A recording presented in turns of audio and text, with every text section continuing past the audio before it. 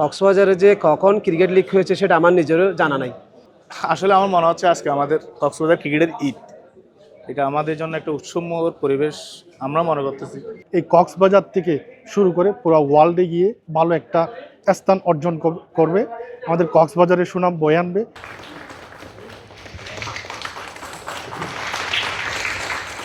তো ও যে কক্সবাজারে সর্বপ্রথম বিসিবি কাউন্সিলর ক্রিকেট টি-20 কাপের আয়োজন করেছেন, তার জন্য আমি সর্বপ্রথম সালাউদ্দিন আহমেদকে ধন্যবাদ জানাই। আমি আশা করি কক্সবাজারে ক্রিকেট সালাউদ্দিনের হাত ধরে ভবিষ্যতে অনেক দূরে এগিয়ে যাবে। তো কক্সবাজারের এই আনাচে কানাচে বিভিন্ন খেলোয়াড়রা উঠে আসুক, সেজন্য আমাদের এই আয়োজন।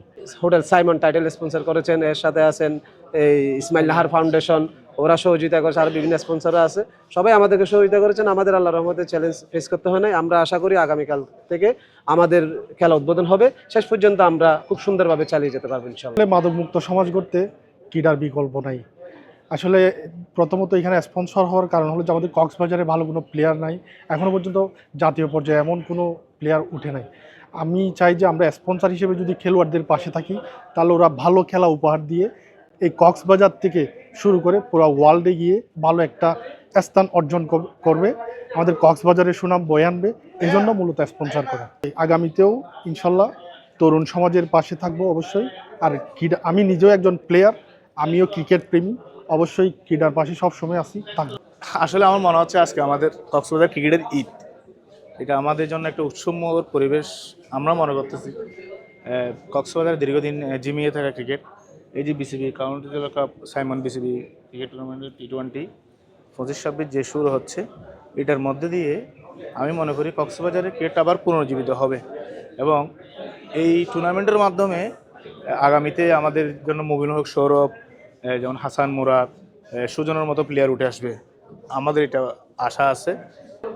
এখানে আমাদের কাউন্সিল কাপে শুধু কক্সবাজার ছাড়াও সুদূর ঢাকা এবং চিটং থেকে অনেক ভালো ভালো টিম এখানে অংশগ্রহণ করেছে এবং বাংলাদেশের স্বনামধন্য যারা জাতীয় লিগ খেলছে ওরকম প্লেয়ারও খেলবে।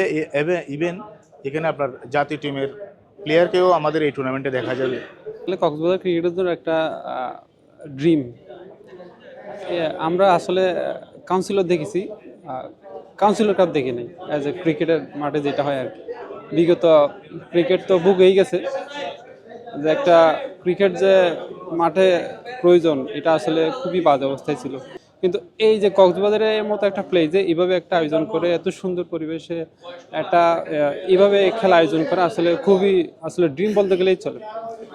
শেষ কথা একটাই, যে আসলে কাউন্সিলর দেখেছি, আমরা আসলে কাউন্সিলর কাপ দেখি নাই। আসলে খুবই একটা সুন্দর একটা। সকাল 9টা থেকে আমাদের সাইমন বিসিবি কাউন্সিলর টি-20 ক্রিকেট টুর্নামেন্ট শুরু হতে যাচ্ছে। আমাদের টোটাল 21টা টিম অংশগ্রহণ করতেছে।